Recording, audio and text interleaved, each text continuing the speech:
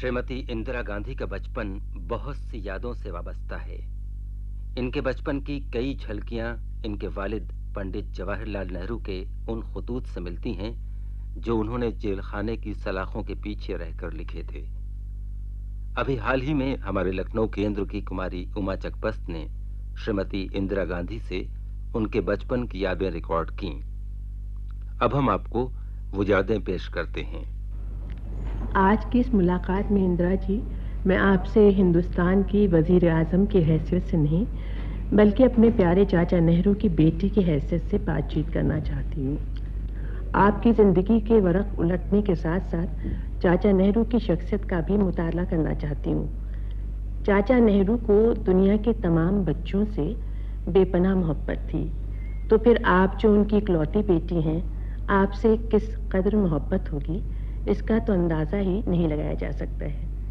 आपकी परवरिश में नेहरू जी ने ख़ास तवज्जो दी, इसीलिए आम रविश से हटकर उनके ख़तों में जो उन्होंने आपको बचपन में लिखे, हमें मालूम होता है कि दुनिया का वजूद कैसे हुआ, इंसान और दूसरे जानदारों ने कैसे तरक्की की, इतिहास के दौर के शुरू होने तक। इसके अलावा आलमी इतिहास की झलक इन ख़तों में हमें मिलती है। जब आपको ये ख़त मिलते थे तो उनको पढ़ते वक्त आप उकताहट महसूस करती थी या उनमें दिलचस्पी होती थी आपको? मैं जब छोटी थी जी, तो मैं बहुत से सवाल करती थी, क्यों है, कैसे है, कब हुआ।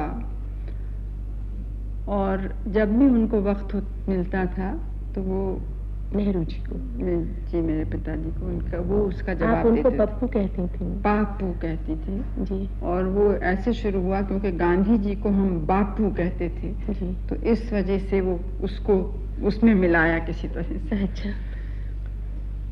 तो जब मैं करीब 8 बरस की थी तो गर्मियों में अपनी माँ के संग में मसूरी गई थी और वो इलाहाबाद में थी। जी। तो जाने के पहले मैंने उनसे यही पूछा था कि दुनिया कैसे शुरू हुई, कौन पहले में जीव थे, क्या। तो उसके जवाब में उन्होंने पहले मुझे को किताब लिखी जो पिता के पत्र पुत्री के नाम। जी। तो वो छपने के लिए नहीं लिखे गए थे। जी। और मैं तो बहुत दिलचस्पी से उनको पढ़ती थी और पढ़ के फिर उनसे और बातें पूछा करती थी।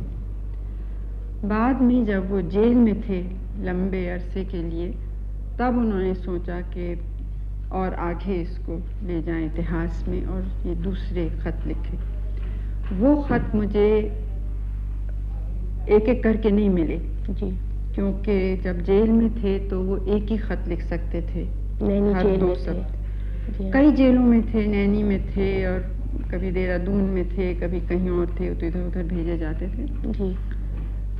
तो लेकिन खत एक ही लिखने की इजाज़त, महीने में 2 खत लिख सकते थे और एक ही जने को लिख सकते थे, एक खत। तो आमतौर से जो भी लोग जेल में होते थे तो वो एक खत सारे परिवार को, सारे ख़ानदान को लिखते थे और जाहिर है वो अपनी खबर देते थे उसमें, बाहर की और ख़ानदान की खबर चाहते थे, तो इसलिए ये खत आ नहीं सकते थे बाहर जी। ये तो कभी कभी नाजायज़ तरीक़े से, जैसे कोई मुलाकात के लिए गया तब दे दिया, या हमने कोई सामान उनको भेजना हुआ उसमें छुपा के भेज दिए, कुछ वैसे आए और कुछ तो जब जेल से छूटे तब बहुत बड़े गट्टी में आए। अच्छा, तो आप जब नेहरू जी से मिलने जाती थी जेल में, मैंने उनके ख़तों में पढ़ा, वो लिखते थे कि 15 दिन में आप एक बार उनसे मिल पाती थी, और कभी कभी ऐसा होता था कि आपकी माँ दूसरी जेल में होती थी और माँ और बाप के बीच में मैसेंजर का काम आप करती थी, तो वो कुछ आपको याद है? हाँ, बहुत अच्छी तरह से याद है। तब इतनी छोटी तो नहीं थी मैं जी।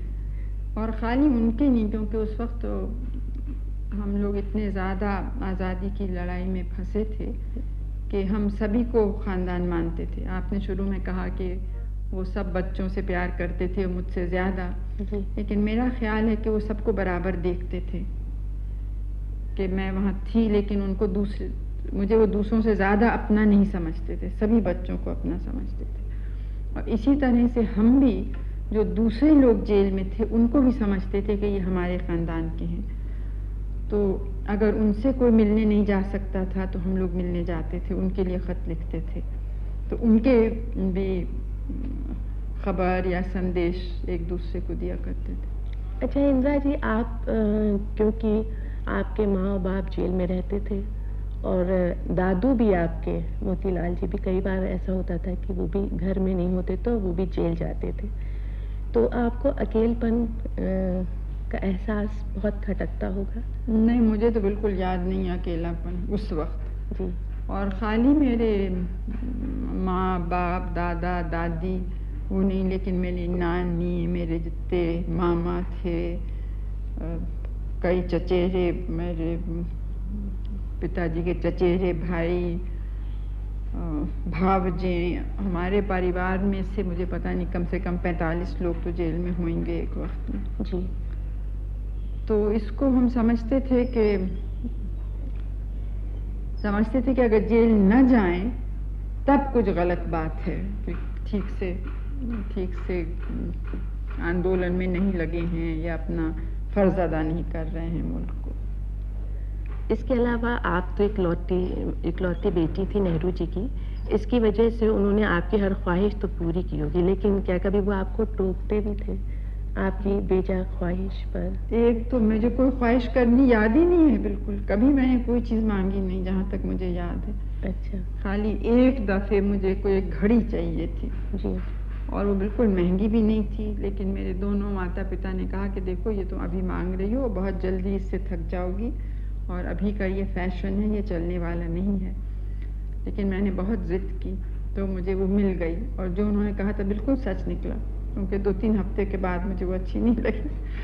तो उससे मैंने जन्म भर के लिए एक सबक सीखा जी कि इस तरह से अक्सर चाहिए होती हैं बचपन में खिलौने, बाद में दूसरी चीज़ें जी, लेकिन असल में इनकी बहुत कम जगह है जी किसी की भी ज़िंदगी में।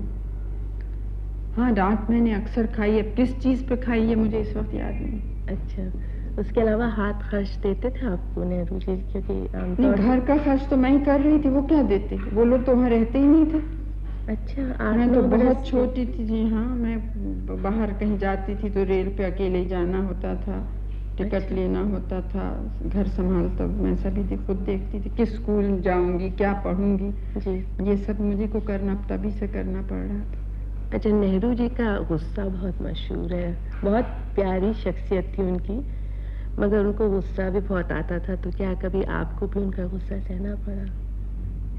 नहीं, मतलब सहना पड़ा क्या, गुस्सा हुए होंगे, लेकिन मुझे उसका कुछ असर पड़ता नहीं था क्योंकि मैंने उसको कभी गुस्सा माना नहीं और असलियत में वो गुस्सा नहीं था जी, उसे है जो अंग्रेजी में इरिटेशन कहते हैं, उलझना जी, कि जब कोई काम ठीक नहीं कर रहा है तो या कोई बेवकूफ़ी करे, इस चीज़ पे वो उलझते थे और वो उसी वक्त ख़त्म हो जाती थी चीज़, और उस आदमी से और जो भी था उससे फ़ौरन कभी कभी माफ़ी भी मांग लेते थे, प्यार भी कर लेते थे, और एक तरीक़ा था उनका कि काम अच्छी तरह से हो। जी हाँ, और उसके अलावा मैं जब ऐसे उनको देखती थी तो मैं उनको हमेशा ठंडा कर देती थी। अच्छा, वो कैसे? प्यार करके? नहीं, मुझे पता नहीं, तो मौके पे था कि किस तरह से उस चीज़ को बदलें जिसमें उस पे से ध्यान हट जाए, दूसरा कुछ हो। अच्छा, बढ़े नहीं। इसके अलावा इंदिरा जी, आपकी वालिदा कमला नेहरू ने जब बच्चों की जो आपने ब्रिगेड बनाई थी उसको बानर सेना का नाम दिया, तो आपको बुरा नहीं लगा? क्योंकि बानर जो बंदर होते हैं वो तो तोड़ फोड़ के लिए मशहूर होते हैं और आप तो इतना अच्छा काम कर रही थी। नहीं, हम तो बहुत खुश हुए क्योंकि वानरों ने हमारी इस वानर सेना का क्या काम, ध्येय क्या था, उसका मकसद क्या था जी? उसका मकसद था कि जो काम बड़े कर रहे हैं उसमें हम मदद करें। वो कैसे करती थी आप? अब वानर जो थे उन्होंने रामचंद्र जी की मदद की, तो हम उस तरह से देख रहे थे कि ये बहुत बड़े काम में, बहुत बड़ी लड़ाई में ये लोग लगे हैं, ये सब काम हम नहीं कर सकते, तो जो भी कर सकते हैं उतना हम करें। उन्होंने, बंदरों ने पत्थर उठाए और ऐसे दूसरे काम किए। हमारे काम थे उम्र पर था, जो कुछ तो बिल्कुल ही छोटे बच्चे थे जी, तो उनसे हम कभी कहीं खबर भेजनी हो तो वो काम करते थे। दूसरे दफ्तर का काम था, जो खत लिख सकते थे लड़के लड़कियां वो खत लिखते थे, या पोस्टर बनाना हो, ऐलान के लिए कुछ लिखना हो, अखबार के लिए कुछ लिखना हो। फिर जब जुलूस होते थे तो पानी पिलाना, खाना पिलाना, किसी को चोट लगी हो डॉक्टर ले जाना, बहुत से छोटे छोटे ऐसे काम हैं। दूसरे जो एक काफ़ी ज़रूरी काम था जी, वो ये था कि अक्सर पुलिस वाले वगैरह थाने पे गपशप करते थे जी। तो जो गली के लड़के वहाँ पे छोटे गली में खेलते थे ना, धूल वूल में जी, बहुत सी बातें उनको सुनने में मिलती थी। कौन गिरफ्तार होने वाला है, कहाँ पे तलाशी होगी, कहाँ पे क्या हुआ, तो वो सब खबरें हम मिला के देते थे। अच्छा। जो हम बड़ों को दे सकते थे और हमें बहुत सी बातें पता चलती थी जी। और फिर झंडे सीना, खाना भी पकाना, जैसे बड़ा जुलूस या मीटिंग हो और वॉलंटियर्स को खिलाना, बहुत से ऐसे, ये सब काम तो मुझे याद भी नहीं आ रहे हैं, और जुलूसों में शामिल भी होते थे जी। तो आपकी इस बानर सेना के बारे में क्या अंग्रेजों को नहीं मालूम हुआ था? मुझे पकड़े जाते थे, पिटते थे, हम भी पिटे हैं पुलिस थाने में। अच्छा, उनको पता चल गया था और कि बच्चे ये काम बच्चे कर रहे हैं कि नहीं ये पता नहीं, लेकिन अगर देखते थे कि कोई बच्चा जैसे पकड़ा गया, कुछ खत लिख है या पोस्टर चिपका रहा है, कुछ ऐलान विलान, तो फिर पकड़ के पिटाई होती थी। और डिस्कवरी ऑफ इंडिया में नेहरू जी ने लिखा है कि इस किताब को दोबारा मुताला करने का उनके पास वक्त ही नहीं था, तो उस काम को आपने पूरा किया। उस वक्त तो मैं काफ़ी बड़ी हो गई थी ना, तो मैं उनका थोड़ा बहुत सेक्रेटरी का काम भी कर रही थी जी। टाइपिंग भी उनके लिए, और उनके जितने अपने दूसरे बहुत से खत वगैरह का जवाब आप टाइपिंग जानती हैं? अब इतनी अच्छी तो नहीं जानती हूँ, लेकिन उस वक्त काम चलाओ तो था ही। तो डिस्कवरी का के प्रूफ के मैंने सब पढ़ाई की, और ऐसे वक्त जब मैं सख्त बीमार थी, मुझे मम्प्स हुआ था और बुखार भी बहुत तेज और तमाम मुंह सूजा हुआ। अरे, लेकिन उनको मालूम नहीं था, क्योंकि वो कलकत्ते में थे और मैं इलाहाबाद में, तो वहाँ से वो जल्दी क्यों नहीं आ रहे हैं, घड़ी घड़ी खबर भेज रहे थे। एक बात मैं आपसे और पूछना चाहूँगी कि स्कूल में आपको टीचर जितनी तालीम देते थे, उसके अलावा आप जानकारी हासिल करने की कोशिश करती थी? देखिए, मैं तो समझती हूँ कि जानकारी हर सेकंड लोग करते हैं, चाहे किसी से भी मिलें जी। मैंने कभी भी किसी को छोटा या बड़ा नहीं माना जी। मेरे पिताजी के किताब में और ख़तों में भी शायद आपने देखा होगा कि उन्होंने लिखा है कि पत्थर से भी हम सीखते हैं, पौधों से, हर चीज़ से कुछ न कुछ सीख सकते हैं जी। तो हर वक्त अपनी आँख और कान खुले रखने चाहिए। और अभी भी जैसे मैं दौरे पे जाती हूँ, तो दौरा तो राजनीतिक होता है जी। और लेकिन मैं खुली जीप में खड़ी होती हूँ, तो एक तरफ तो मैं लोगों को देखती हूँ, उनको नमस्कार करती हूँ, और मेरी कोशिश होती है कि हर एक को देखूँ अलग अलग जी। ये नहीं कि एक भीड़ है, लेकिन हर एक की आँख देखूँ जी। क्योंकि उससे एक संबंध बनता है। लेकिन साथ ही साथ मुझे मालूम है कि वहाँ कौन चिड़ियाएँ हैं, और जितना और भी सब हो रहा होता है, वो भी सब, उसकी तस्वीर भी मेरे मन में आती है। आप शांति निकेतन जब गई, तो वहाँ जाने से आपकी ज़िंदगी में कोई नया मोड़ आया? हाँ, क्योंकि उसके पहले कला और संगीत का तो थोड़ा बहुत, हमारे घर में तो बिल्कुल संगीत नहीं था जी। लेकिन शांति निकेतन जाने के पहले मैं पूना में स्कूल में थी, और वहाँ जिनका स्कूल था वो विष्णु दिगंबर के शिष्य रह चुकी थी, तो खुद बहुत अच्छा गाती थी और उनको बहुत शौक था। तो उनके संग जितने अच्छे वहाँ पे होते थे गाने के सेशन या कॉन्सर्ट, उसमें जाया करती थी। लेकिन वो एक बाहरी चीज़ थी, रोज़मर्रा की चीज़ नहीं थी। शांति निकेतन में तो ज़्यादा संबंध इन सब चीज़ों से भी बना, रुचि भी बढ़ी, और प्रकृति से भी ज़्यादा एक पास के। इलाहाबाद में तो हम हमेशा, आपने कहा अकेलेपन का, लेकिन अकेलेपन का तो मौका मिला ही नहीं। हमारे यहाँ हमेशा एक भीड़ रहती थी, किसानों की, बुद्धिजीवियों की, हिंदुस्तानियों की, अंग्रेज़ों की आंदोलन चल रहा था, तब भी हमारे यहाँ अंग्रेज़, फ्रांसीसी, अलग अलग देश के लोग, वैज्ञानिक और सब आते रहते थे। असल में अमूमन लोगों का ये ख्याल है कि आपकी शख्सियत में जो गहराई है वो, क्योंकि बचपन में आपको काफ़ी अकेलपन या मुश्किलात का सामना करना पड़ा, उसकी वजह से ये गहराई पैदा हुई है, इसलिए मैंने कहा था। जो अकेलापन होता है ना, उससे लोगों से कुछ मतलब नहीं है जी। जो ताकत होती है अंदरूनी, वो अपने अंदर होती है जी। अब मैं भीड़ में रह के भी बिल्कुल अकेले हो सकती हूँ। अच्छा। और अकेले रह के भी मुझे अकेलापन, कोई ज़रूरी नहीं है कि अकेलापन लगे। जी। और बचपन की कुछ शरारतें आपको याद है? अब शरारती तो मैं बहुत थी। अच्छा। लेकिन अब किस उम्र में वो बंद हुआ ये मुझे पता नहीं। अब इस सब तो मुझे कुछ खास याद नहीं आ रहा है। बहुत बहुत छोटी थी जी। एकदम जब बोलना शुरू करते हैं उस वक्त कम 4 बरस की हूँ, तब मुझे याद है कि मेरी छोटी पुप्पी जो थी जी, तो उनके पास उनकी कोई क्रीम थी मुंह पर लगाने की। तो मेरा एक भालू बहुत प्यारा खिलौने का भालू था। तो एक दिन ये लोग सब बाहर गए थे, वो सारी क्रीम मैंने उसको कहा कि इसको और सुंदर बनाऊंगी, वो सारी क्रीम। और मुझे क्या मालूम, उन्होंने किसी ने उनको बहुत ही महंगी क्रीम, कोई नई चीज़ विलायत में निकली थी और वो विलायत से भेजी थी, और सारा मैंने अपने भालू पे लगाया। वो भालू तो बिल्कुल सत्यानाश हो गया क्योंकि उसके बाल चिपक गए और कभी धोने से भी ठीक नहीं हुआ, और उस पर भी मुझे बड़ी डांट पड़ी थी। अच्छा। उन्होंने डांटा, मतलब माँ बाप ने नहीं।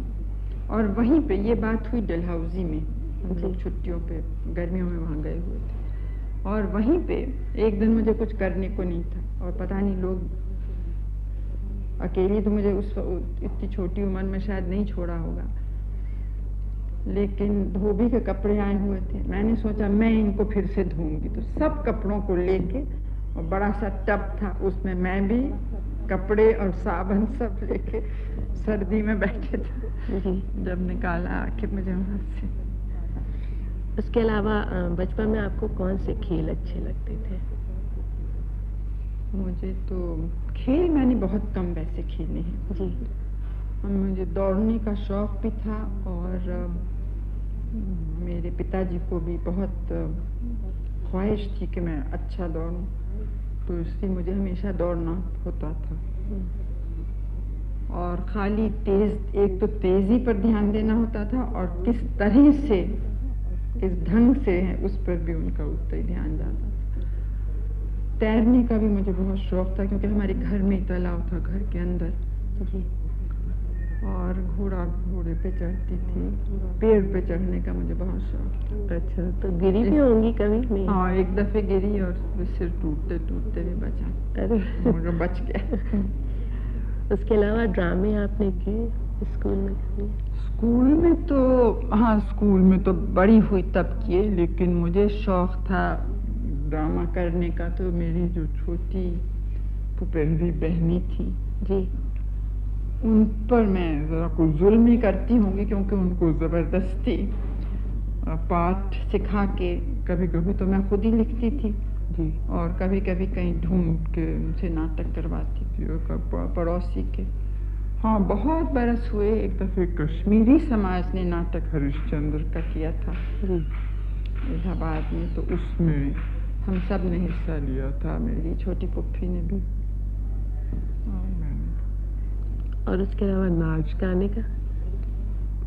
नाचना तो फिर बाद में मैंने शांति निकेतन में मैं सीख रही थी। अच्छा। गाने की आवाज़ तो मेरी कभी भी अच्छी नहीं रही है। ये मुझे इसकी मुझे ये बहुत बुरा लगता है कि मैं अच्छा नहीं गा सकती। अरे इंदिरा जी, आप टैगोर से मिली और गांधी जी से मिली, इतनी बड़ी बड़ी शख्सियतों के बारे में आप कुछ बताएंगी? वैसे टैगोर को पहले से मैं नहीं जानती थी, वहाँ जाने के पहले। तो उनका थोड़ा रौब था। गांधी जी को तो हम समझते थे ये हमारे ही हैं, तो उनसे मजाक करते थे, वो भी मजाक करते थे। और एक तो मैं उनसे जब छोटी थी बहुत नाराज रहती थी। मैंने कहा था आपने मेरी नाक घसीट के लंबी की है। तो लेकिन टैगोर पर कुछ रोक था जब मैं शुरू में गई। एक दफे उन्होंने कहा कि तो भाई ये लोग मुझसे मिलने आते हैं और तुम मिलने नहीं आती हो। तो मैंने कहा आप इतने काम में होंगे मुझे। कल सुबह मैं विदेश यात्रा पर जा रही हूँ। चाहे मैं हजारों मील दूर हूँ, मेरा मन भारत में आप सबके साथ रहेगा। देश को खतरे का सामना है, फिर भी मैं सोच विचार के बाद इस यात्रा पर जा रही हूँ। ऐसे समय जाने में मेरा दिल भारी है, परंतु बहुत पहले से आमंत्रण है और आजकल की स्थिति में यह महत्वपूर्ण है कि कुछ दूसरे देशों के नेताओं से मिलूं, उनके विचार जानूं और उनको यहाँ के सभी हालात बताऊं।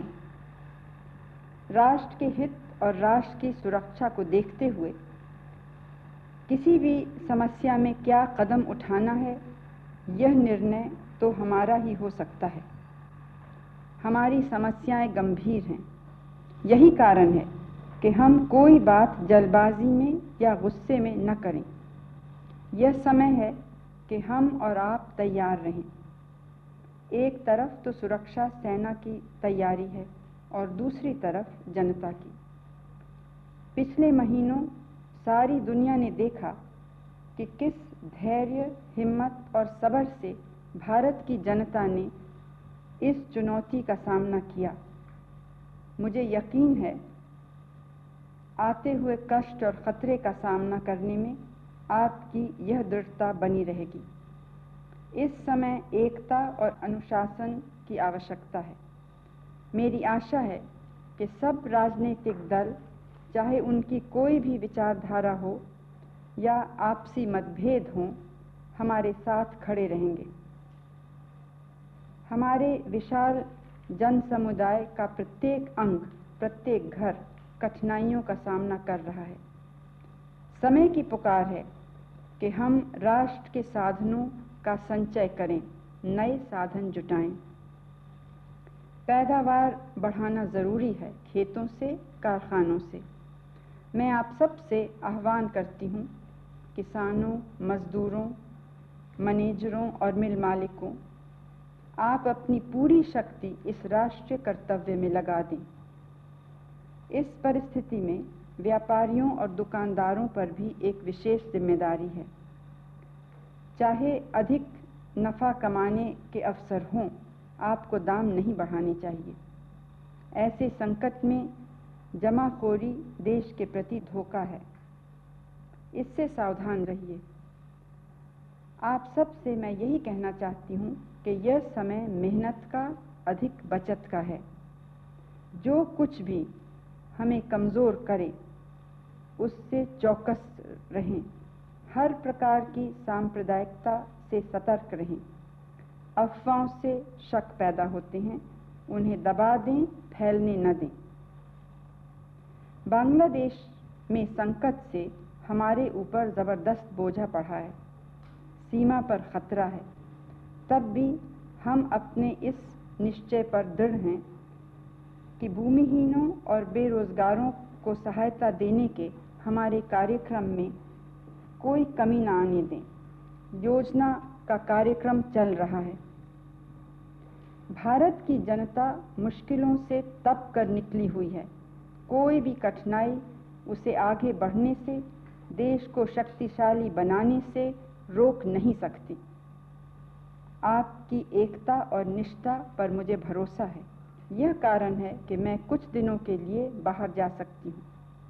आज हम सब एकता के सूत्र में बंध जाएं, कंधे से कंधा मिलाकर काम करें, धार्मिक और दलगत भेदभाव भूल जाएं। हम और आप सब अपनी सारी शक्ति एक ही उद्देश्य में लगा दें, देश के सम्मान, स्वतंत्रता और अखंडता की रक्षा में। जय Hind.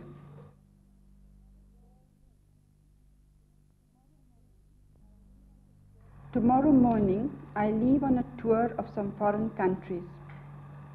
I want to tell you that however far I might be, my thoughts will be with you here in India.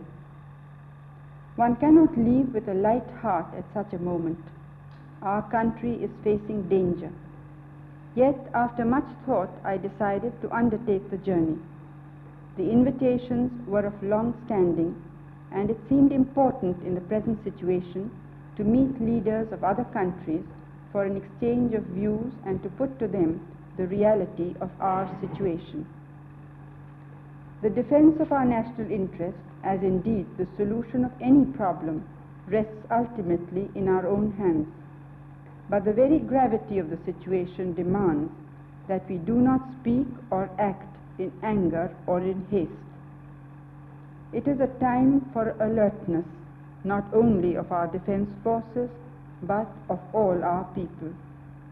In the last few months, the world has witnessed the courage, dignity, and self-restraint with which we have faced this challenge.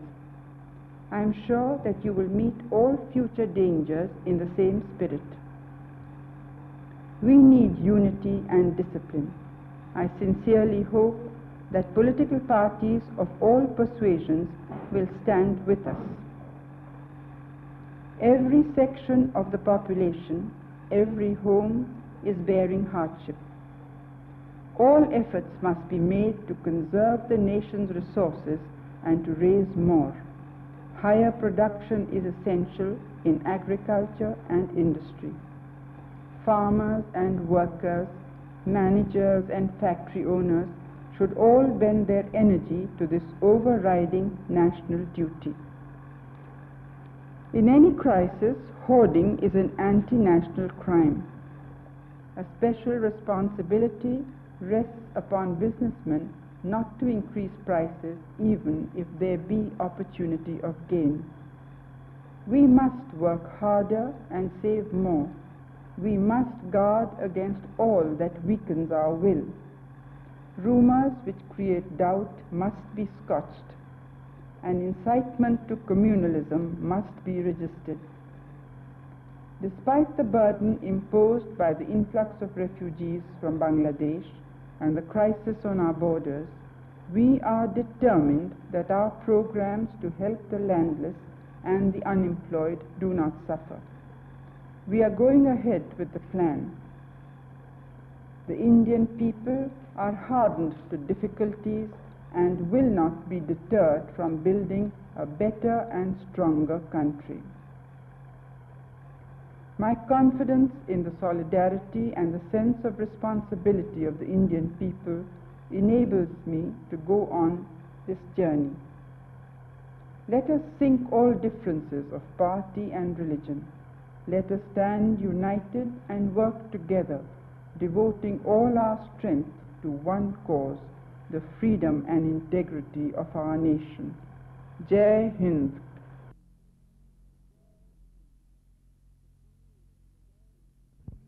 The Prime Minister, Srimati Indira Gandhi, will now broadcast to the nation. She speaks first in English and then in Hindi. The Prime Minister. I speak to you at a moment of grave peril to our country and our people. Some hours ago, soon after 5:30 p.m. on the 3rd of December, Pakistan launched a full-scale war against us. The Pakistan Air Force suddenly struck at our airfields in Amritsar, Pathankot, Srinagar, Avantipur, Uttarlai, Jodhpur, Ambala and Agra. Their ground forces are shelling our defense positions in Sulemanki, Khemkaran, Poonch and other sectors. Since last March, we have borne the heaviest of burdens and withstood the greatest of pressures in a tremendous effort to urge the world to help in bringing about a peaceful solution and preventing the annihilation of an entire people whose only crime was to vote democratically. But the world ignored the basic causes and concerned itself only with certain repercussions. The situation was bound to deteriorate, and a courageous band of freedom fighters has been staking their all in defense of the values for which we also have struggled and which are basic to our way of life. Today, the war in Bangladesh has become a war on India. And this imposes upon me, my government, and the people of India an awesome responsibility. We have no other option but to put our country on a war footing. Our brave officers and Jawans are at their posts, mobilized for the defense of the country. Emergency has been declared for the whole of India. Every necessary step is being taken, and we are prepared for all eventualities. I have no doubt that it is the united will of our people that this wanton and unprovoked aggression of Pakistan should be decisively and finally repelled. In this resolve, the government is assured of the full and unflinching support of all political parties and every Indian citizen. We must be prepared for a long period of hardship and sacrifice. We are a peace-loving people, but we know that peace cannot last if we do not guard our freedom, our democracy, and our way of life. So today we fight not merely for territorial integrity, but for the basic ideals which have given strength to this country and on which alone we can progress to a better future. Aggression must be met, and the people of India will meet it with fortitude and determination, with discipline and the utmost unity. Jai Hind.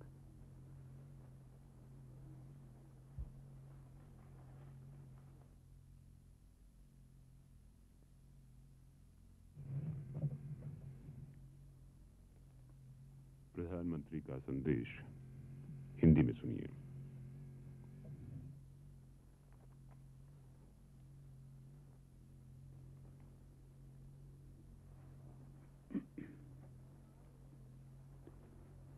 आपसे मैं एक खतरे के समय बोल रही हूँ। कुछ ही घंटे पहले करीब 5:30 बजे शाम के 3 दिसंबर को पाकिस्तान ने हमारे ऊपर एक हमला किया। पाकिस्तानी हवाई जहाज़ों ने हमारे अमृतसर, पठानकोट, श्रीनगर, अवंतीपुर, उत्तरलाई, जोधपुर, अंबाला और आगरे के हवाई अड्डों पर बमबाजी की। सुलेमांकी, खेमकरन, पुंछ और दूसरी जगहों पर गोली चलाई। आप सबको मालूम है कि पिछली मार्च से भारत के ऊपर कितना बड़ा बोझा है,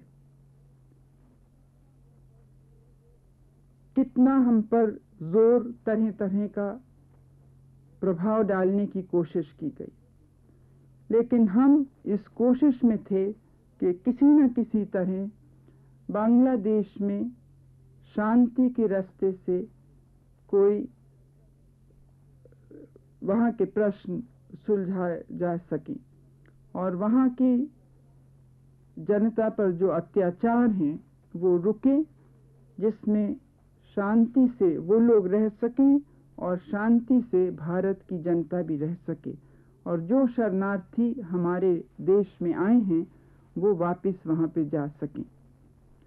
हमने सारी दुनिया को ये बात बताई, लेकिन वो बुनियादी कारण को न देखते हुए दूसरी बातों में लगे। ये स्वाभाविक था कि आस्ते आस्ते स्थिति बिगड़ती गई और बांग्लादेश के बहादुर जनता और मुक्ति बाहिनी ने एक लड़ाई लड़ी अपनी धरती के लिए और उन आदर्शों के लिए जिसके लिए हम भारत में भी पहले लड़े हैं और जो हमारे जीवन के बुनियाद हैं। अब ये बांग्लादेश पर जो पश्चिमी पूर्व पाकिस्तान की लड़ाई थी, वो लड़ाई भारत पर भी आ गई है। मुझे संदेह नहीं है कि सारी भारत की जनता, सब राजनीतिक दल और सब नागरिक इस समय एक हैं। सबका संकल्प है कि इस हमले का निर्णयात्मक ढंग से समाप्त कर दिया जाए।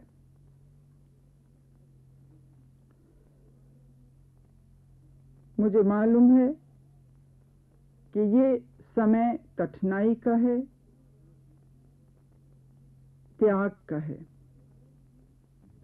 लेकिन भारत में इन गुणों की कमी नहीं है। हम सबों को हिम्मत दिखानी है, दृढ़ता दिखानी है, एकता दिखानी है और इस चुनौती का सामना जोरों से करना है। मुझे जरा भी संदेह नहीं है कि विजयी भारत की जनता की, भारत की बहादुर सेना की होगी। हम सबों को एक होके इस समय खड़े रहना है। जय हिंद।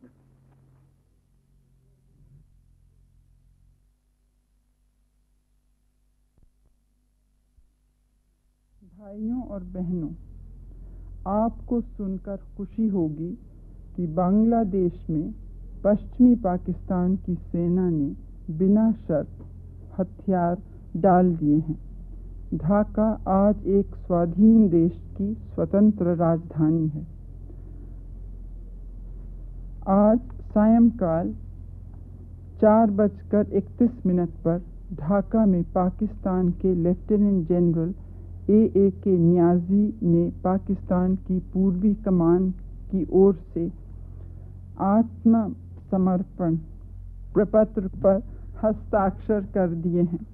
इस प्रपत्र को लेफ्टिनेंट जनरल जगजीत सिंह अरोरा ने स्वीकार किया, जो कि भारतीय और बांग्लादेश फौजों के पूर्वी कमान के GOC इन कमांड हैं। पूरे राष्ट्र में इस ऐतिहासिक घटना से प्रसन्नता की लहर दौड़ रही है। हम बांग्लादेश की जनता की विजय का अभिनंदन करते हैं। मुक्ति बाहिनी के जवानों और लड़कों की बहादुरी और देशभक्ति का जय जयकार करते हैं। हमें अपनी सेनाओं की क्षमता और गुणों पर गर्व है। वे अनुशासन और कर्तव्य निष्ठा के लिए प्रसिद्ध हैं। भारतीय जनता उन वीरों के प्रति अनुग्रहित रहेगी जिन्होंने जीवन का बलिदान दिया। हमारा सबका ध्यान उनके परिवारों की ओर है। हमारी सेना को ये आदेश है कि वे पाकिस्तानी युद्धबंदियों के साथ जिनीवा कन्वेंशन के अनुसार व्यवहार करें और बांग्लादेश की जनता के सभी वर्गों के साथ मानवीय बर्ताव करें। मुक्ति बाहिनी के कमांडरों ने भी ऐसे ही आदेश अपनी सेना को दिए हैं। अभी तक बांग्लादेश की सरकार को जिनीवा कन्वेंशन पर हस्ताक्षर करने का अवसर नहीं मिला है, पर उन्होंने यह घोषित कर दिया है कि वे भी इस कन्वेंशन का पूरी तरह पालन करेंगे। ये बांग्लादेश की सरकार, मुक्ति बाहिनी और हमारी सेना की जिम्मेदारी होगी कि प्रतिशोध यानी बदला न हो। हमारे उद्देश्य सीमित थे। बांग्लादेश की साहसी जनता और मुक्ति बाहिनी को अपनी भूमि से आतंक व अत्याचार दूर करने में मदद करना और साथ ही अपने देश पर आक्रमण को रोकना। भारतीय सेनाएं बांग्लादेश में आवश्यकता से एक दिन भी अधिक नहीं रहेंगे। लाखों लोगों को हमारे देश में शरण लेनी पड़ी थी। अब उनकी वापसी यात्रा आरंभ हो रही है। इस युद्ध पीड़ित देश के नवनिर्माण के लिए वहां की जनता और सरकार को एक साथ होकर कठोर परिश्रम करना होगा। हमें आशा है कि बांग्लादेश के राष्ट्रपिता शेख मुजीबुर रहमान अपनी जनता के बीच अपना उचित स्थान ग्रहण करेंगे और बांग्लादेश को शांति, प्रगति और खुशहाली की ओर ले जाएंगे। समय आ गया है जब वो सब मिलकर सोनार बांग्ला के मंगलमय भविष्य की कामना कर सकते हैं। हमारी सद्भावनाएं उनके साथ हैं। विजय केवल उनकी नहीं है। मानवीय भावना का सम्मान करने वाले सभी राष्ट्र यह मानेंगे कि यह इंसान की आज़ादी की खोज में एक नई मंजिल है। जय Hind.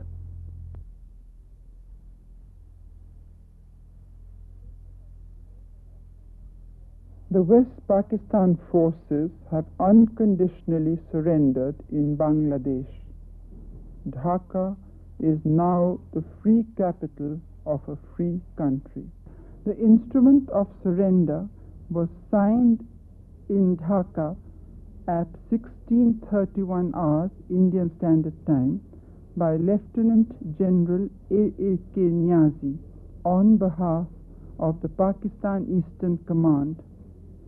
Lieutenant General Jagjit Singh Arora, GOC in command of the Indian and Bangladesh forces in the Eastern Theatre, accepted the surrender. The entire nation rejoices in this historic event. We hail the people of Bangladesh in their hour of triumph.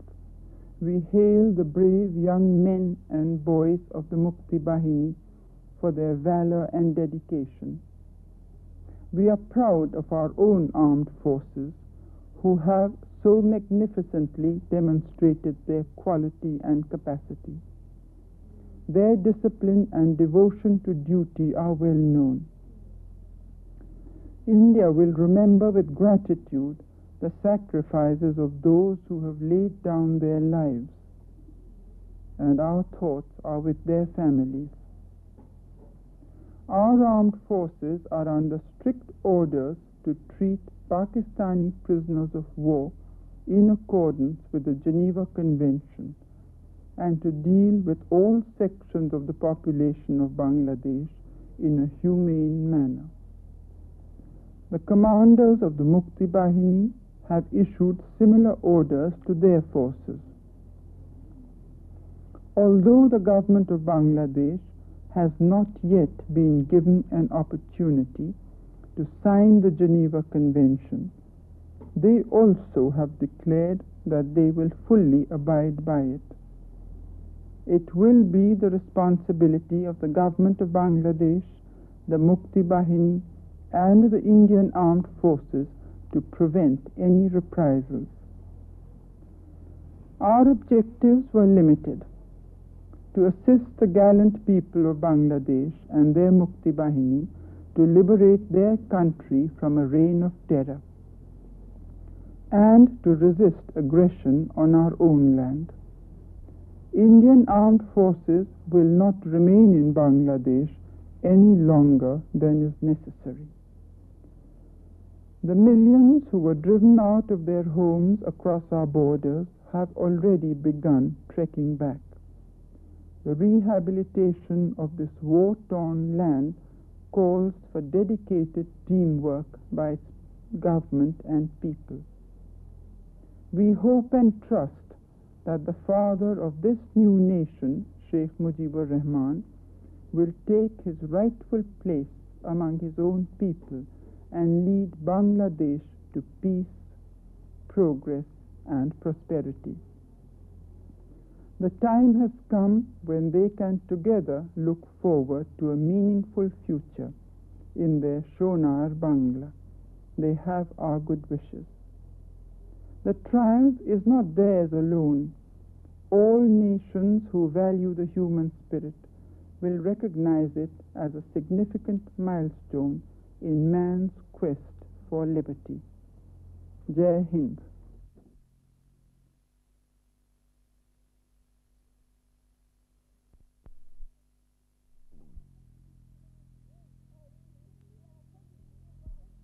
और इतनी ताकत उनके पास है, तब भी वो चाहते हैं कि अपना प्रभाव दूसरे देशों पर डालें। एक नया प्रकार का, ये पहले जैसे गुलामी नहीं है क्या कि फौज भेजी और अपना कब्जा कर लिया। अब नया प्रकार का एक है कि अपनी विचारधारा कैसे डालें, यहाँ की जनता का मनोबल कैसे तोड़े, कि जितने हम अच्छे काम करते हैं उसको वो दिखाना चाहते हैं कि कुछ नहीं हुआ। हमको कहेंगे क्योंकि थोड़े से दिन इमरजेंसी थी तो आज तक मेरी बुराई हो रही है कि ये तो बहुत अथॉरिटेरियन है, तानाशाही की। लेकिन वही लोग हैं जो जमाने भर के तानाशाही जो हैं, मिलिट्री डिक्टेटर हैं, उनकी पूरी सहायता कर रहे हैं, रुपए से, साधन से, शस्त्र से। उनको वो लगता नहीं है कि वो डिक्टेटरशिप।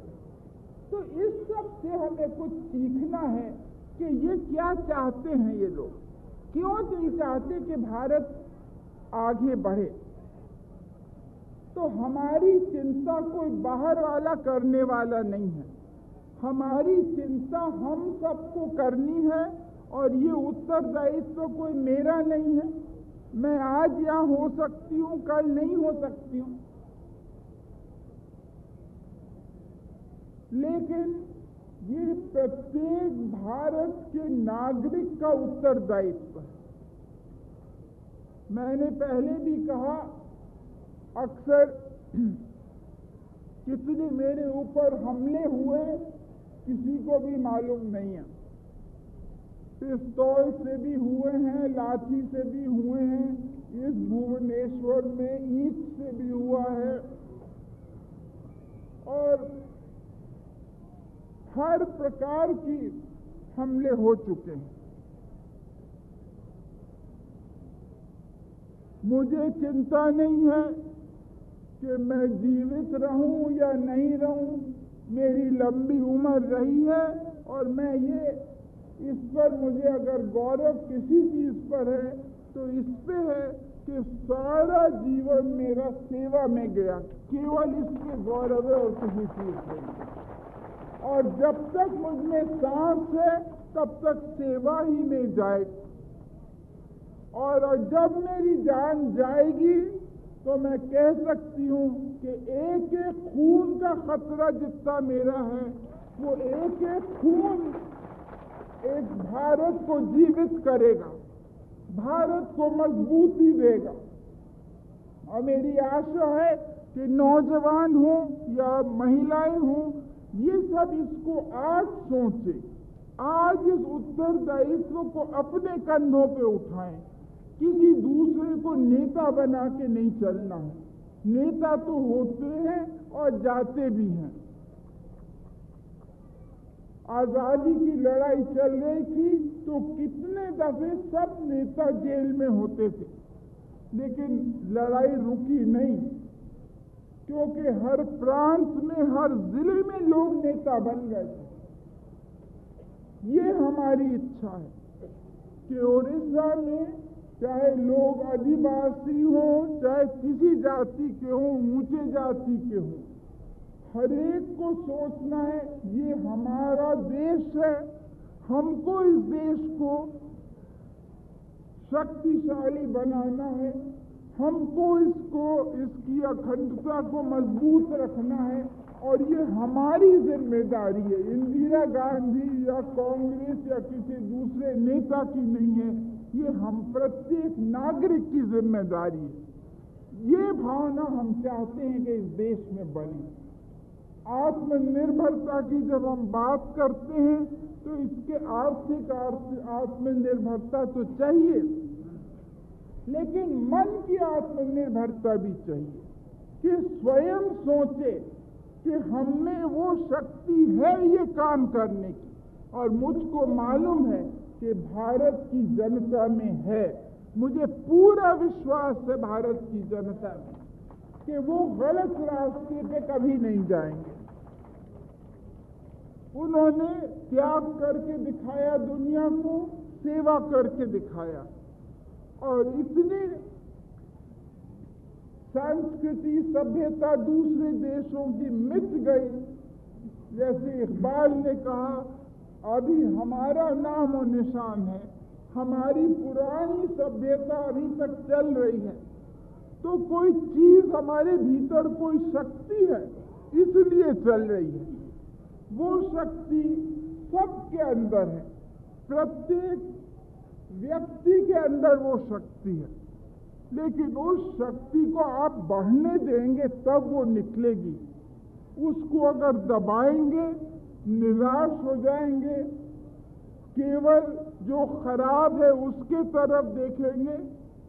खराबियां हैं और खराबियों से लड़ना है, लेकिन अगर हिम्मत नहीं होगी, अगर मनोबल नहीं होगा तो खराबी भी नहीं हट सकती और अच्छा काम भी नहीं हो सकता। तो आपके हाथ में है कि उड़ीसा का हम तो नीति बना सकते हैं, हम कार्यक्रम बना सकते हैं, हम सहायता करने को हैं, लेकिन काम आगे बढ़े, उड़ीसा ऊपर उठे, ये उत्तरदायित्व आपका है। और हर एक को अपने हृदय से, अपने मन से पूछना है कि किस प्रकार से वो इस काम को उठाएगा। मुझे पूरा विश्वास है कि इस सुंदर प्रांत, जहाँ के कला और सब चीजें इतनी बड़ी हैं, ये आर्थिक दृष्टिकोण से भी आगे बढ़ेगा और इस प्रकार से कि अपनी संस्कृति या अपनी कला या अपनी परंपरा को चोट किसी तरह से न लगाए, उसको भी साथ साथ आगे बढ़ाए। तो आप सब ने बहुत शांति से मेरी बातें सुनी।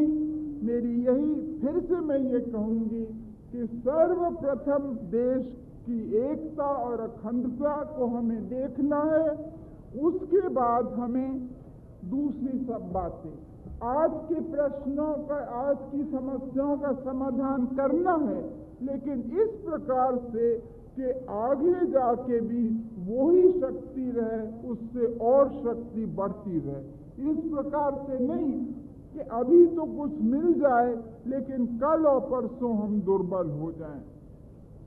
तो फिर से मैं आप सबका धन्यवाद देती हूँ और भविष्य के लिए शुभकामनाएं। बोलिए भारत माता की।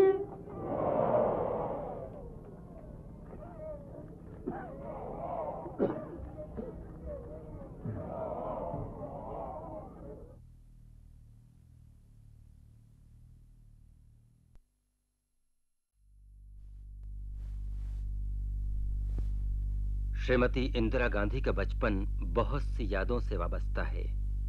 इनके बचपन की कई झलकियां इनके वालिद पंडित जवाहरलाल नेहरू के उन खुतूत से मिलती हैं जो उन्होंने जेल खाने की सलाखों के पीछे रहकर लिखे थे।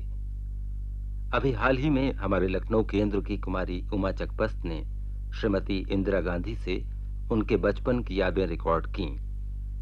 अब हम आपको वो यादें पेश करते हैं। आज की इस मुलाकात में इंदिरा जी, मैं आपसे हिंदुस्तान की वजीर आज़म की हैसियत से नहीं, बल्कि अपने प्यारे चाचा नेहरू की बेटी की हैसियत से बातचीत करना चाहती हूँ। आपकी ज़िंदगी के वरक़ उलटने के साथ साथ चाचा नेहरू की शख्सियत का भी मुताला करना चाहती हूँ। चाचा नेहरू को दुनिया के तमाम बच्चों से बेपनाह मोहब्बत थी, तो फिर आप जो उनकी इकलौती बेटी हैं, आपसे किस कदर मोहब्बत होगी, इसका तो अंदाज़ा ही नहीं लगाया जा सकता है। आपकी परवरिश में नेहरू जी ने ख़ास तवज्जो दी, इसीलिए आम रविश से हटकर उनके ख़तों में जो उन्होंने आपको बचपन में लिखे, हमें मालूम होता है कि दुनिया का वजूद कैसे हुआ, इंसान और दूसरे जानदारों ने कैसे तरक्की की इतिहास के दौर के शुरू होने तक। इसके अलावा आलमी इतिहास की झलक इन ख़तों में हमें मिलती है। जब आपको ये ख़त मिलते थे तो उनको पढ़ते वक्त आप उकताहट महसूस करती थी या उनमें दिलचस्पी होती थी आपको? मैं जब छोटी थी जी, तो मैं बहुत से सवाल करती थी, क्यों है, कैसे है, कब हुआ। और जब भी उनको वक्त मिलता था तो वो नेहरू जी को, जी मेरे पिताजी को, उनका वो उसका जवाब आप उनको देते थे। पप्पू कहती थी? बापू कहती थी जी। और वो ऐसे शुरू हुआ क्योंकि गांधी जी को हम बापू कहते थे जी। तो इस वजह से वो उसको उसमें मिलाया किसी तरह से। अच्छा। तो जब मैं करीब 8 बरस की थी तो गर्मियों में अपनी माँ के संग में मसूरी गई थी और वो इलाहाबाद में थी। जी। तो जाने के पहले मैंने उनसे यही पूछा था कि दुनिया कैसे शुरू हुई, कौन पहले में जीव थे, क्या। तो उसके जवाब में उन्होंने पहले किताब लिखी जो पिता के पत्र पुत्री के नाम। जी। तो वो छपने के लिए नहीं लिखे गए थे। जी। और मैं तो बहुत दिलचस्पी से उनको पढ़ती थी और पढ़ के फिर उनसे और बातें पूछा करती थी। बाद में जब वो जेल में थे लंबे अरसे के लिए, तब उन्होंने सोचा कि और आगे इसको ले जाएं इतिहास में और ये दूसरे ख़त लिखे। वो ख़त मुझे एक एक करके नहीं मिले जी, क्योंकि जब जेल में थे तो वो एक ही ख़त लिख सकते थे, हर 2 शब्द। कई जेलों में थे, नैनी में थे और कभी देहरादून में थे, कभी कहीं और थे, तो इधर उधर भेजे जाते थे जी। तो लेकिन ख़त एक ही लिखने की इजाज़त, महीने में 2 ख़त लिख सकते थे और एक ही जने को लिख सकते थे, एक ख़त। तो आम तौर से जो भी लोग जेल में होते थे तो वो एक ख़त सारे परिवार को, सारे ख़ानदान को लिखते थे और जाहिर है वो अपनी खबर देते थे उसमें, बाहर की और ख़ानदान की खबर चाहते थे, तो इसलिए ये ख़त आ नहीं सकते थे बाहर जी। ये तो कभी कभी नाजायज़ तरीक़े से, जैसे कोई मुलाकात के लिए गया तब दे दिया, या हमने कोई सामान उनको भेजना हुआ उसमें छुपा के भेज दिए, कुछ वैसे आए और कुछ तो जब जेल से छूटे तब बहुत बड़े गट्टी में आए। अच्छा, तो आप जब नेहरू जी से मिलने जाती थी जेल में, मैंने उनके ख़तों में पढ़ा, वो लिखते थे कि 15 दिन में आप एक बार उनसे मिल पाती थी, और कभी कभी ऐसा होता था कि आपकी माँ दूसरी जेल में होती थी और माँ और बाप के बीच में मैसेंजर का काम आप करती थी, तो वो कुछ आपको याद है? हाँ, बहुत अच्छी तरह से याद है। तब इतनी छोटी तो नहीं थी मैं जी। और खाली उनके नहीं, क्योंकि उस वक्त तो हम लोग इतने ज़्यादा आज़ादी की लड़ाई में फंसे थे कि हम सभी को ख़ानदान मानते थे। आपने शुरू में कहा कि वो सब बच्चों से प्यार करते थे, मुझसे ज़्यादा, लेकिन मेरा ख्याल है कि वो सबको बराबर देखते थे, कि मैं वहाँ थी लेकिन उनको मुझे वो दूसरों से ज़्यादा अपना नहीं समझते थे, सभी बच्चों को अपना समझते थे। और इसी तरह से हम भी जो दूसरे लोग जेल में थे उनको भी समझते थे कि ये हमारे ख़ानदान के हैं, तो अगर उनसे कोई मिलने नहीं जा सकता था तो हम लोग मिलने जाते थे, उनके लिए ख़त लिखते थे, तो उनके भी खबर या संदेश एक दूसरे को दिया करते थे। अच्छा इंदिरा जी, आप क्योंकि आपके माँ और बाप जेल में रहते थे और दादू भी आपके, मोतीलाल जी भी, कई बार ऐसा होता था कि वो भी घर में नहीं होते तो वो भी जेल जाते थे, तो आपको अकेलपन का एहसास बहुत खटकता होगा? नहीं, मुझे तो बिल्कुल याद नहीं अकेलापन उस वक्त जी। और ख़ाली मेरे माँ बाप दादा दादी वो नहीं, लेकिन मेरी नानी, मेरे जितने मामा थे, कई चचेरे, मेरे पिताजी के चचेरे भाई, भावजे, हमारे परिवार में से मुझे पता नहीं कम से कम 45 लोग तो जेल में होंगे एक वक्त में जी। तो इसको हम समझते थे कि अगर जेल न जाएं तब कुछ गलत बात है कि ठीक से आंदोलन में नहीं लगे हैं या अपना फर्ज अदा नहीं कर रहे हैं मुल्क को।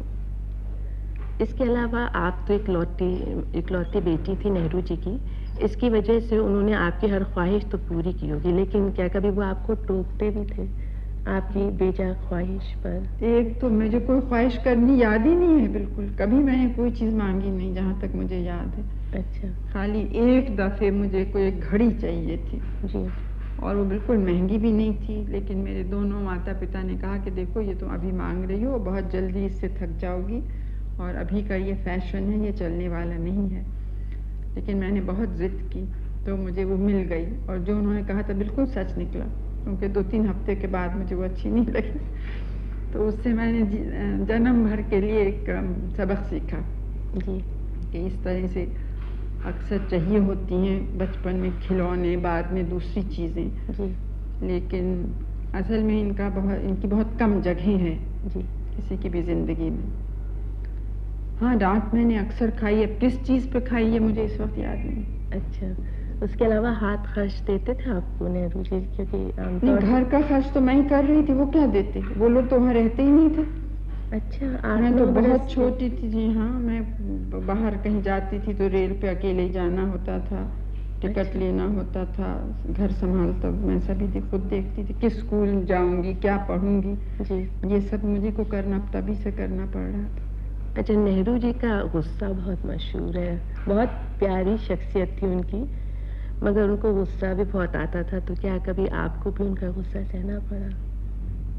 नहीं, मतलब सहना पड़ा क्या, गुस्सा हुए होंगे, लेकिन मुझे उसका कुछ असर पड़ता नहीं था क्योंकि मैंने उसको कभी गुस्सा माना नहीं, और असलियत में वो गुस्सा नहीं था जी, उसे है जो अंग्रेजी में इरिटेशन कहते हैं, उलझना जी, कि जब कोई काम ठीक नहीं कर रहा है तो या कोई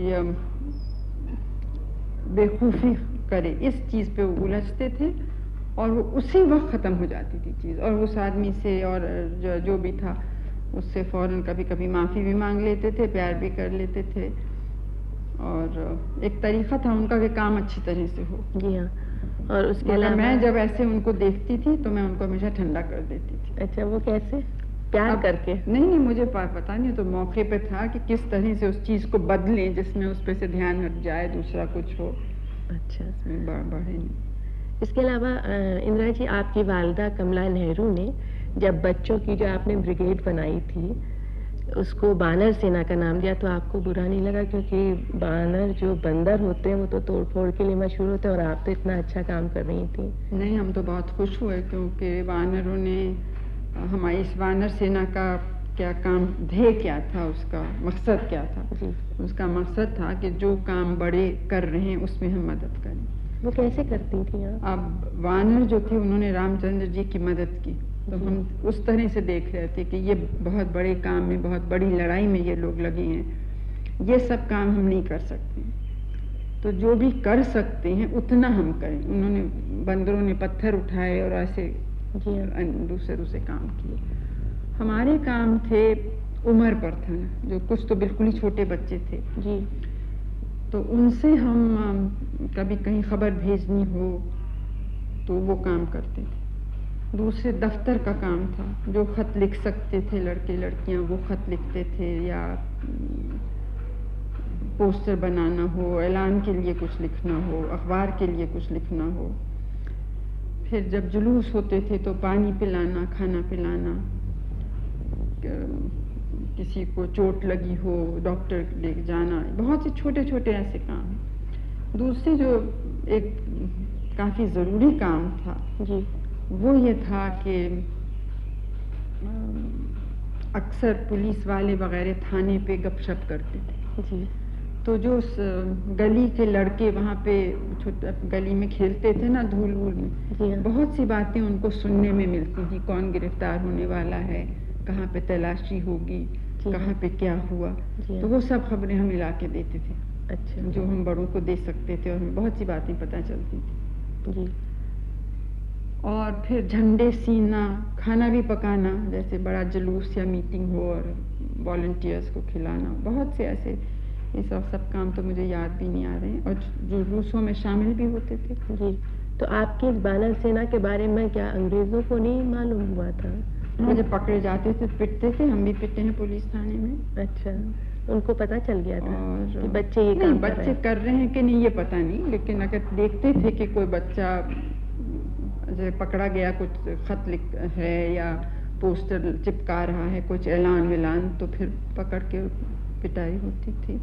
और डिस्कवरी ऑफ इंडिया में नेहरू जी ने लिखा है कि इस किताब को दोबारा मुताला करने का उनके पास वक्त ही नहीं था, तो उस काम को आपने पूरा किया। उस वक्त तो मैं काफ़ी बड़ी हो गई थी ना, तो मैं उनका थोड़ा बहुत सेक्रेटरी का काम भी कर रही थी जी। टाइपिंग भी उनके लिए, और उनके जितने अपने दूसरे बहुत से खत वगैरह का जवाब आप टाइपिंग जानती हैं? अब इतनी अच्छी तो नहीं जानती हूँ, लेकिन उस वक्त काम चलाओ तो था ही। तो डिस्कवरी का के प्रूफ के मैंने सब पढ़ाई की, और ऐसे वक्त जब मैं सख्त बीमार थी, मुझे मम्प्स हुआ था और बुखार भी बहुत तेज और तमाम मुंह सूजा हुआ। अरे, लेकिन उनको मालूम नहीं था, क्योंकि वो कलकत्ते में थे और मैं इलाहाबाद में, तो वहाँ से वो जल्दी क्यों नहीं आ रहे हैं, घड़ी घड़ी खबर भेज रहे थे। एक बात मैं आपसे और पूछना चाहूँगी कि स्कूल में आपको टीचर जितनी तालीम देते थे, उसके अलावा आप जानकारी हासिल करने की कोशिश करती थी? देखिए, मैं तो समझती हूँ कि जानकारी हर सेकंड लोग करते हैं, चाहे किसी से भी मिलें जी। मैंने कभी भी किसी को छोटा या बड़ा नहीं माना जी। मेरे पिताजी के किताब में और ख़तों में भी शायद आपने देखा होगा कि उन्होंने लिखा है कि पत्थर से भी हम सीखते हैं, पौधों से, हर चीज़ से कुछ न कुछ सीख सकते हैं जी। तो हर वक्त अपनी आँख और कान खुले रखने चाहिए। और अभी भी जैसे मैं दौरे पे जाती हूँ, तो दौरा तो राजनीतिक होता है जी। और लेकिन मैं खुली जीप में खड़ी होती हूँ, तो एक तरफ तो मैं लोगों को देखती हूँ, उनको नमस्कार करती हूँ, और मेरी कोशिश होती है कि हर एक को देखूँ अलग अलग जी। ये नहीं कि एक भीड़ है, लेकिन हर एक की आँख देखूँ जी। क्योंकि उससे एक संबंध बनता है। लेकिन साथ ही साथ मुझे मालूम है कि वहाँ कौन चिड़ियाएँ हैं, और जितना और भी सब हो रहा होता है, वो भी सब, उसकी तस्वीर भी मेरे मन में आती है। आप शांति निकेतन जब गई, तो वहाँ जाने से आपकी ज़िंदगी में कोई नया मोड़ आया? हाँ, क्योंकि उसके पहले कला और संगीत का तो थोड़ा बहुत, हमारे घर में तो बिल्कुल संगीत नहीं था जी। लेकिन शांति निकेतन जाने के पहले मैं पूना में स्कूल में थी, और वहाँ जिनका स्कूल था वो विष्णु दिगंबर के शिष्य रह चुकी थी, तो खुद बहुत अच्छा गाती थी और उनको बहुत शौक था। तो उनके संग जितने अच्छे वहाँ पे होते थे गाने के सेशन या कॉन्सर्ट, उसमें जाया करती थी।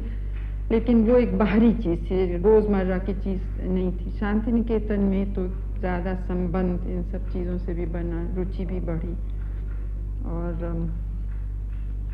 प्रकृति से भी ज़्यादा एक पास के। इलाहाबाद में तो हम हमेशा, आपने कहा अकेलेपन का, लेकिन अकेलेपन का तो मौका मिला ही नहीं। हमारे यहाँ हमेशा एक भीड़ रहती थी, किसानों की, बुद्धिजीवियों की, हिंदुस्तानियों की, अंग्रेज़ों की।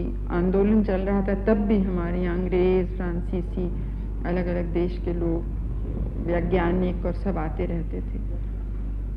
असल में अमूमन लोगों का ये ख्याल है कि आपकी शख्सियत में जो गहराई है, वो क्योंकि बचपन में आपको काफ़ी अकेलपन या मुश्किलात का सामना करना पड़ा, उसकी वजह से ये गहराई पैदा हुई है, इसलिए मैंने कहा था। जो अकेलापन होता है ना, उससे लोगों से कुछ मतलब नहीं है जी। जो ताकत होती है अंदरूनी, वो अपने अंदर होती है जी। अब मैं भीड़ में रह के भी बिल्कुल अकेले हो सकती हूँ। अच्छा। और अकेले रह के भी मुझे अकेलापन, कोई ज़रूरी नहीं है कि अकेलापन लगे। जी। और बचपन की कुछ शरारतें आपको याद है? अब शरारती तो मैं बहुत थी। अच्छा। लेकिन अब किस उम्र में वो बंद हुआ ये मुझे पता नहीं। अब इस सब तो मुझे कुछ खास याद नहीं आ रहा है। बहुत बहुत छोटी थी जी। एकदम जब बोलना शुरू करते हैं उस वक्त कम 4 बरस की हूँ, तब मुझे याद है कि मेरी छोटी पुप्पी जो थी जी, तो उनके पास उनकी कोई क्रीम थी मुंह पर लगाने की। तो मेरा एक भालू बहुत प्यारा खिलौने का भालू था। तो एक दिन ये लोग सब बाहर गए थे, वो सारी क्रीम मैंने उसको कहा कि इसको और सुंदर बनाऊंगी, वो सारी क्रीम। और मुझे क्या मालूम, उन्होंने किसी ने उनको बहुत ही महंगी क्रीम, कोई नई चीज़ विलायत में निकली थी और वो विलायत से भेजी थी, और सारा मैंने अपने भालू पे लगाया। वो भालू तो बिल्कुल सत्यानाश हो गया क्योंकि उसके बाल चिपक गए और कभी धोने से भी ठीक नहीं हुआ, और उस पर भी मुझे बड़ी डांट पड़ी थी। अच्छा। उन्होंने डांटा, मतलब माँ बाप ने नहीं। और वहीं पे ये बात हुई डलहौजी में, हम लोग छुट्टियों पे गर्मियों में वहाँ गए हुए थे, और वहीं पे एक दिन मुझे कुछ करने को नहीं था, और पता नहीं लोग, अकेली तो मुझे उस इतनी छोटी उम्र में शायद नहीं छोड़ा होगा, लेकिन धोबी के कपड़े आए हुए थे। मैंने सोचा मैं इनको फिर से धोऊंगी, तो सब कपड़ों को लेके, और बड़ा सा टब था उसमें मैं भी, कपड़े और साबुन सब लेके सर्दी में बैठे थे। जब निकाला आके मुझे वहाँ से। उसके अलावा बचपन में आपको कौन से खेल अच्छे लगते थे? मुझे तो खेल मैंने बहुत कम वैसे खेले हैं जी। मुझे दौड़ने का शौक भी था, और मेरे पिताजी को भी बहुत ख्वाहिश थी कि मैं अच्छा दौड़ूं, तो इसलिए मुझे हमेशा दौड़ना होता था। और खाली एक तो तेजी पर ध्यान देना होता था, और किस तरह से, किस ढंग से है उस पर भी उनका उतना ही ध्यान जाता था। तैरने का भी मुझे बहुत शौक था क्योंकि हमारे घर में तालाब था, घर के अंदर। और घोड़े पे चढ़ती थी, पेड़ पे चढ़ने का मुझे बहुत शौक था। अच्छा, तो गिरी भी होंगी कभी? नहीं। हाँ, एक दफे गिरी और सिर टूटते टूटते भी बचा। अरे मुझे बच गया। उसके अलावा ड्रामे आपने किए स्कूल में कभी?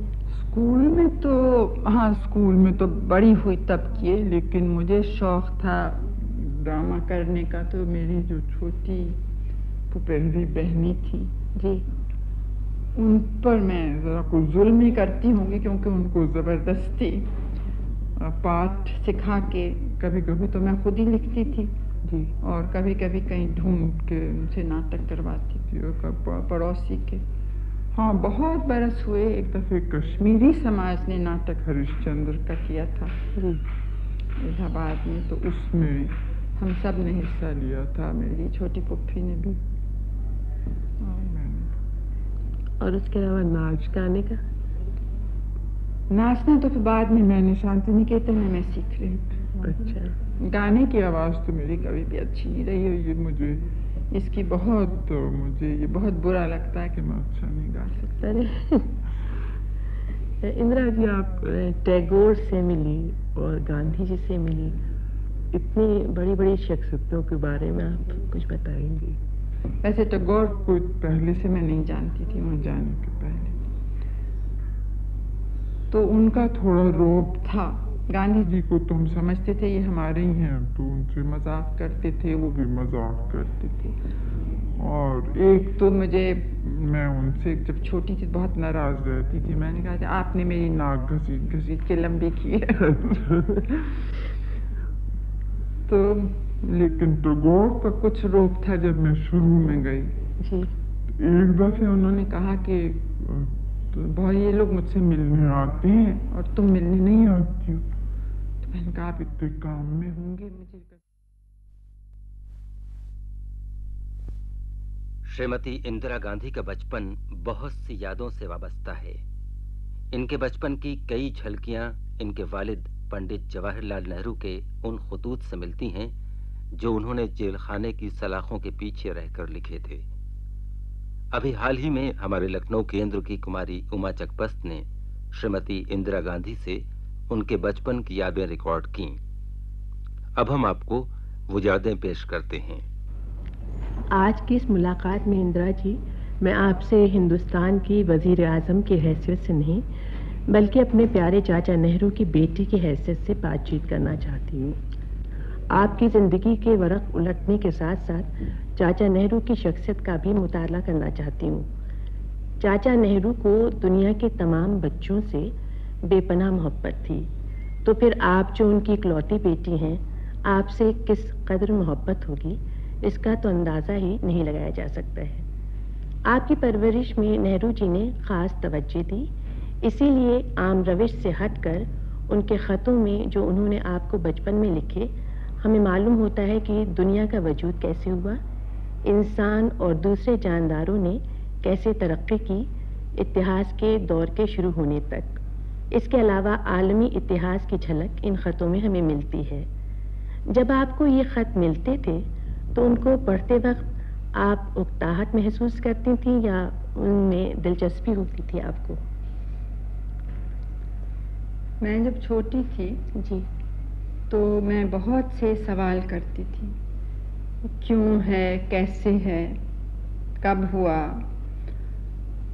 और जब भी उनको वक्त मिलता था तो वो नेहरू जी को, जी मेरे पिताजी को, उनका वो उसका जवाब आप उनको देते थे। पप्पू कहती थी? बापू कहती थी जी। और वो ऐसे शुरू हुआ क्योंकि गांधी जी को हम बापू कहते थे जी। तो इस वजह से वो उसको उसमें मिलाया किसी तरह से। अच्छा।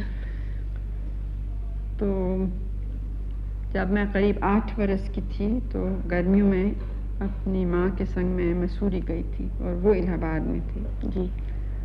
तो जाने के पहले मैंने उनसे यही पूछा था कि दुनिया कैसे शुरू हुई, कौन पहले में जीव थे, क्या।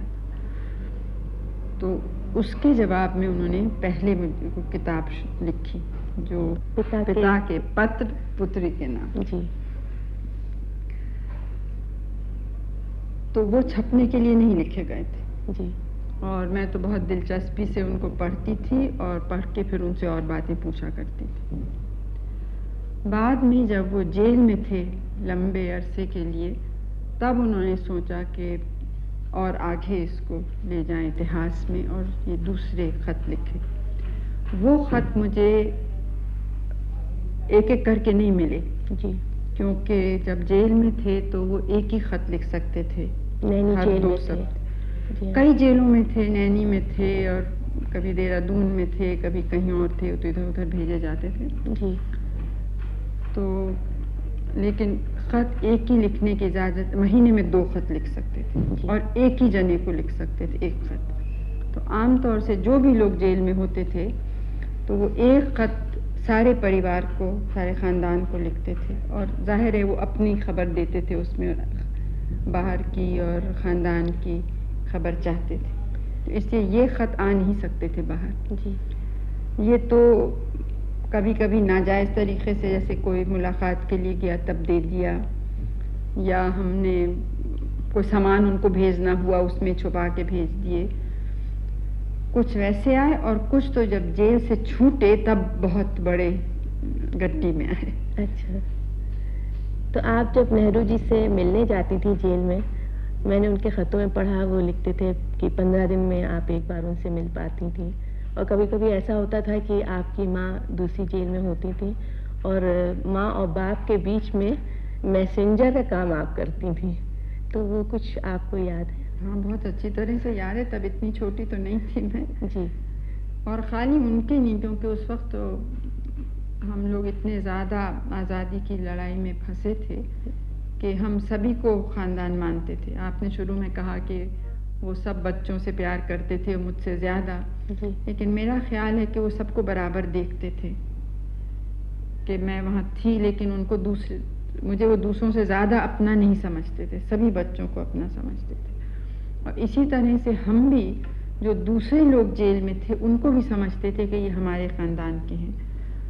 तो अगर उनसे कोई मिलने नहीं जा सकता था तो हम लोग मिलने जाते थे, उनके लिए ख़त लिखते थे, तो उनके भी खबर या संदेश एक दूसरे को दिया करते थे। अच्छा इंदिरा जी, आप क्योंकि आपके माँ और बाप जेल में रहते थे और दादू भी आपके, मोतीलाल जी भी, कई बार ऐसा होता था कि वो भी घर में नहीं होते तो वो भी जेल जाते थे, तो आपको अकेलपन का एहसास बहुत खटकता होगा? नहीं, मुझे तो बिल्कुल याद नहीं अकेलापन उस वक्त जी। और खाली मेरे माँ बाप दादा दादी वो नहीं, लेकिन मेरी नानी, मेरे जितने मामा थे, कई चचेरे, मेरे पिताजी के चचेरे भाई, भावजे, हमारे परिवार में से मुझे पता नहीं कम से कम 45 लोग तो जेल में होंगे एक वक्त में। जी। तो इसको हम समझते थे कि अगर जेल न जाएं तब कुछ गलत बात है कि ठीक से आंदोलन में नहीं लगे हैं या अपना फर्ज अदा नहीं कर रहे हैं मुल्क को। इसके अलावा आप तो इकलौती बेटी थी नेहरू जी की, इसकी वजह से उन्होंने आपकी हर ख्वाहिश तो पूरी की होगी, लेकिन क्या कभी वो आपको टोकते भी थे आपकी बेजा ख्वाहिश पर? एक तो मुझे कोई ख्वाहिश करनी याद ही नहीं है बिल्कुल, कभी मैंने कोई चीज़ मांगी नहीं जहाँ तक मुझे याद है। अच्छा। खाली एक दफ़े मुझे कोई एक घड़ी चाहिए थी जी, और वो बिल्कुल महंगी भी नहीं थी, लेकिन मेरे दोनों माता पिता ने कहा कि देखो ये तुम अभी मांग रही हो, बहुत जल्दी इससे थक जाओगी और अभी का ये फैशन है, ये चलने वाला नहीं है। लेकिन मैंने बहुत ज़िद की तो मुझे वो मिल गई और जो उन्होंने कहा था बिल्कुल सच निकला, क्योंकि 2-3 हफ्ते के बाद मुझे वो अच्छी नहीं लगी। तो उससे मैंने जन्म भर के लिए एक सबक सीखा जी कि इस तरह से अक्सर चाहिए होती हैं बचपन में खिलौने, बाद में दूसरी चीज़ें जी, लेकिन असल में इनकी बहुत कम जगह है जी किसी की भी ज़िंदगी में। हाँ, डांट मैंने अक्सर खाई है, किस चीज़ पे खाई है मुझे इस वक्त याद नहीं। अच्छा, उसके अलावा हाथ खर्च देते थे आपको नेहरू जी? क्योंकि नहीं, घर का खर्च तो मैं ही कर रही थी, वो क्या देते, वो लोग तो वहाँ रहते ही नहीं थे। अच्छा, मैं तो बहुत छोटी थी जी। हाँ, मैं बाहर कहीं जाती थी तो रेल पे अकेले ही जाना होता था, टिकट लेना होता था, घर संभाल तब मैं सभी खुद देखती थी, किस स्कूल जाऊंगी, क्या पढ़ूंगी जी, ये सब मुझे को करना तभी से करना पड़ रहा था। अच्छा, नेहरू जी का गुस्सा बहुत मशहूर है, बहुत प्यारी शख्सियत थी उनकी, मगर उनको गुस्सा भी बहुत आता था, तो क्या कभी आपको भी उनका गुस्सा सहना पड़ा? नहीं, मतलब सहना पड़ा क्या, गुस्सा हुए होंगे लेकिन मुझे उसका कुछ असर पड़ता नहीं था क्योंकि मैंने उसको कभी गुस्सा माना नहीं और असलियत में वो गुस्सा नहीं था जी। उसे है जो अंग्रेजी में इरिटेशन कहते हैं, उलझना जी। कि जब कोई काम ठीक नहीं कर रहा है तो या कोई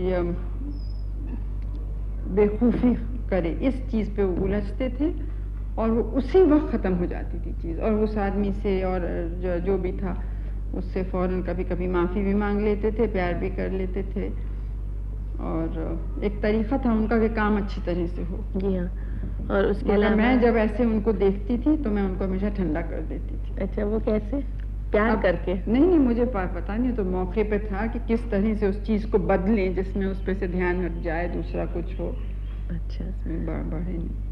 इसके अलावा इंदिरा जी, आपकी वालिदा कमला नेहरू ने जब बच्चों की जो आपने ब्रिगेड बनाई थी उसको बानर सेना का नाम दिया, तो आपको बुरा नहीं लगा? क्योंकि बानर जो बंदर होते हैं वो तो तोड़ फोड़ के लिए मशहूर होते हैं और आप तो इतना अच्छा काम कर रही थी। नहीं, हम तो बहुत खुश हुए क्योंकि वानरों ने हमारी इस वानर सेना का क्या काम, ध्येय क्या था, उसका मकसद क्या था जी। उसका मकसद था कि जो काम बड़े कर रहे हैं उसमें हम मदद करें।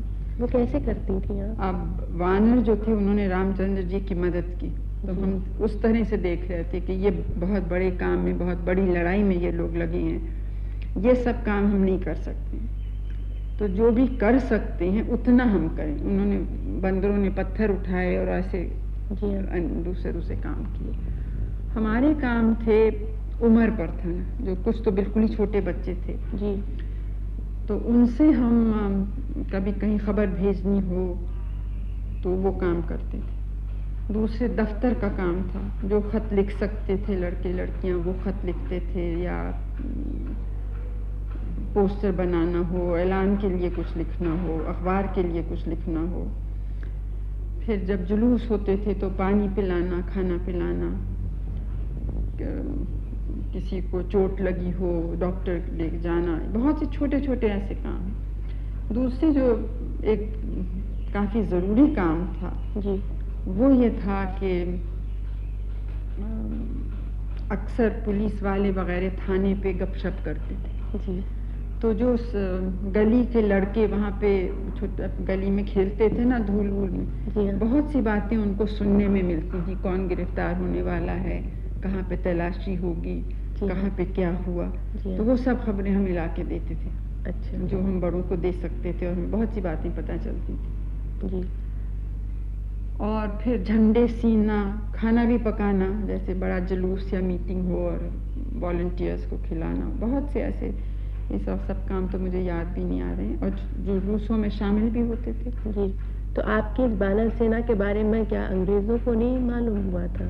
मुझे पकड़े जाते थे, पिटते थे, हम भी पिटे हैं पुलिस थाने में। अच्छा, उनको पता चल गया था और कि बच्चे ये नहीं, काम बच्चे कर रहे हैं कि नहीं ये पता नहीं, लेकिन अगर देखते थे कि कोई बच्चा जैसे पकड़ा गया, कुछ खत लिख है या पोस्टर चिपका रहा है, कुछ ऐलान विलान, तो फिर पकड़ के पिटाई होती थी।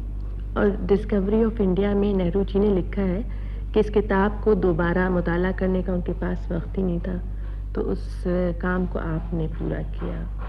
उस वक्त तो मैं काफ़ी बड़ी हो गई थी ना, तो मैं उनका थोड़ा बहुत सेक्रेटरी का काम भी कर रही थी जी, टाइपिंग भी उनके लिए और उनके जितने अपने दूसरे बहुत से खत वगैरह का जवाब अच्छा, आप देती टाइपिंग थी। जानती हैं?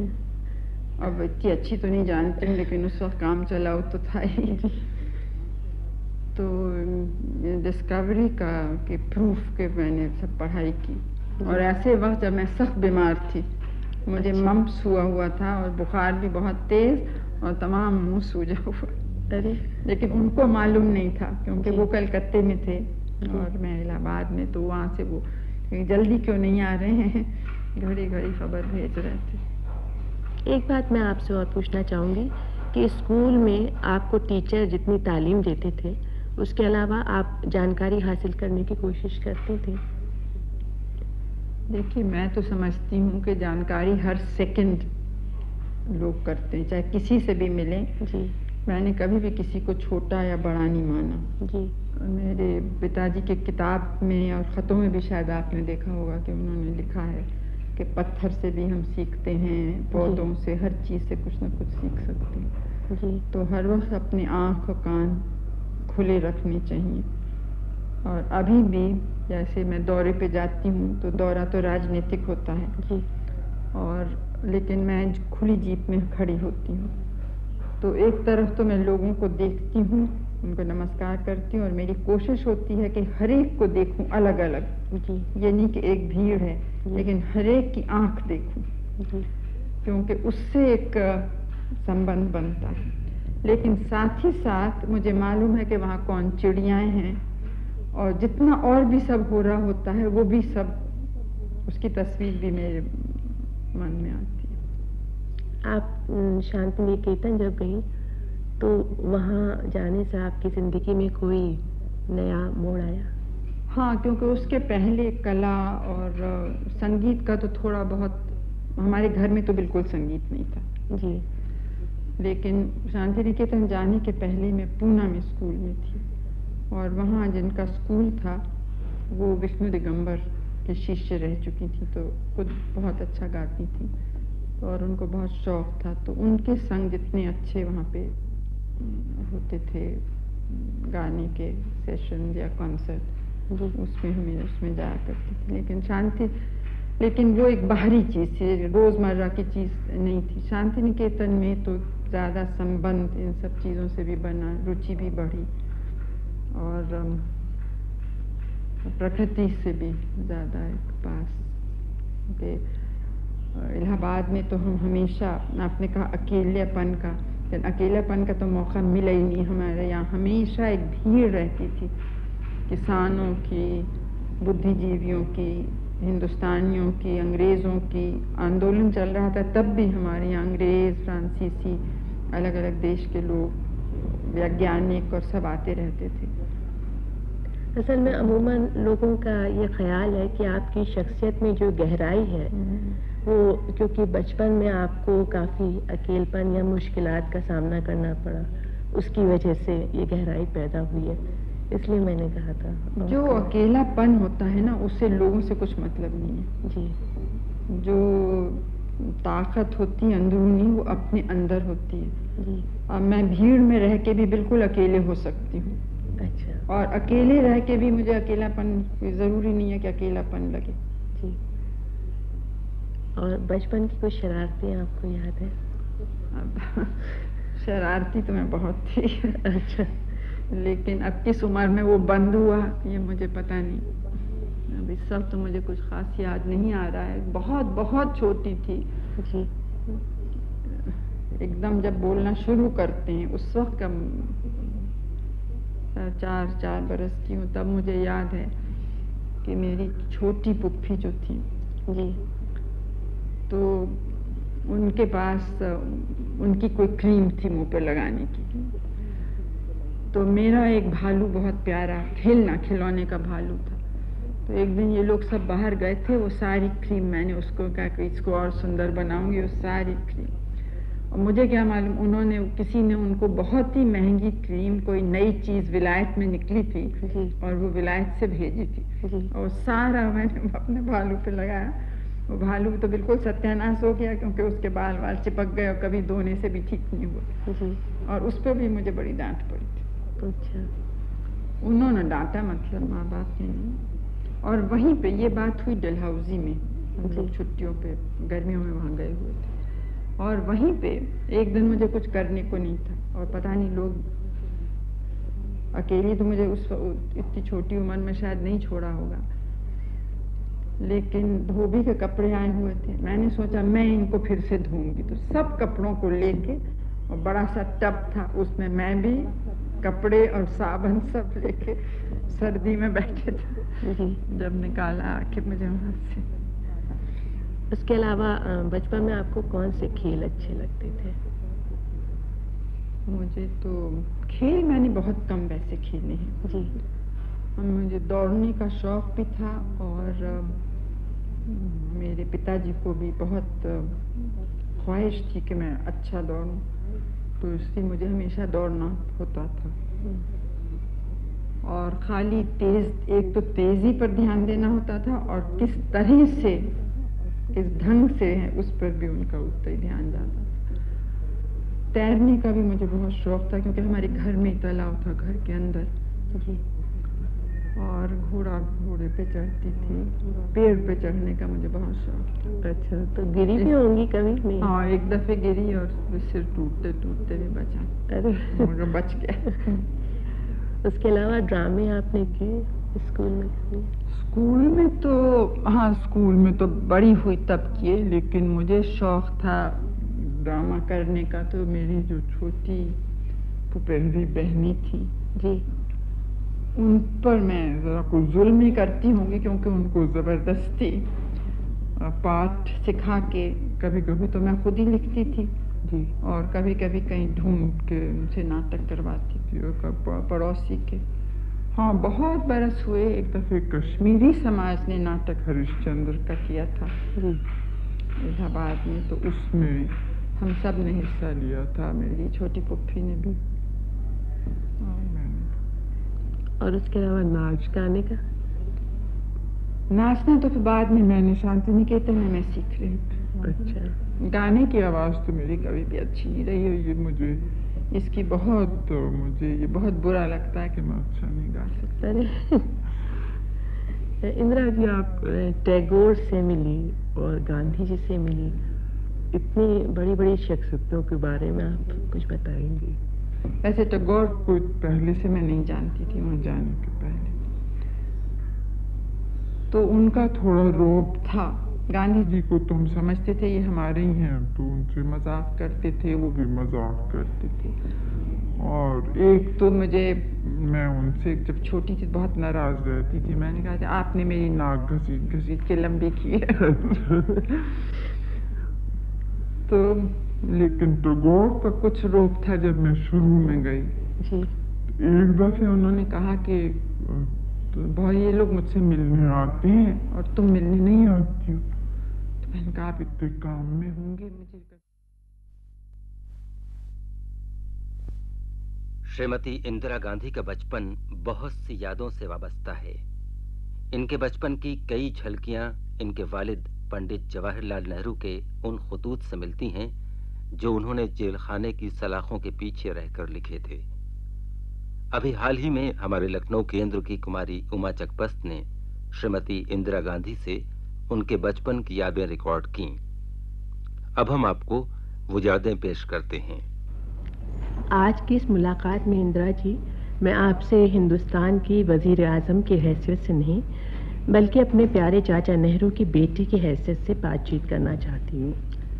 आपकी ज़िंदगी के वरक़ उलटने के साथ साथ चाचा नेहरू की शख्सियत का भी मुताला करना चाहती हूँ। चाचा नेहरू को दुनिया के तमाम बच्चों से बेपनाह मोहब्बत थी, तो फिर आप जो उनकी इकलौती बेटी हैं, आपसे किस कदर मोहब्बत होगी इसका तो अंदाज़ा ही नहीं लगाया जा सकता है। आपकी परवरिश में नेहरू जी ने ख़ास तवज्जो दी, इसीलिए आम रविश से हटकर उनके ख़तों में जो उन्होंने आपको बचपन में लिखे, हमें मालूम होता है कि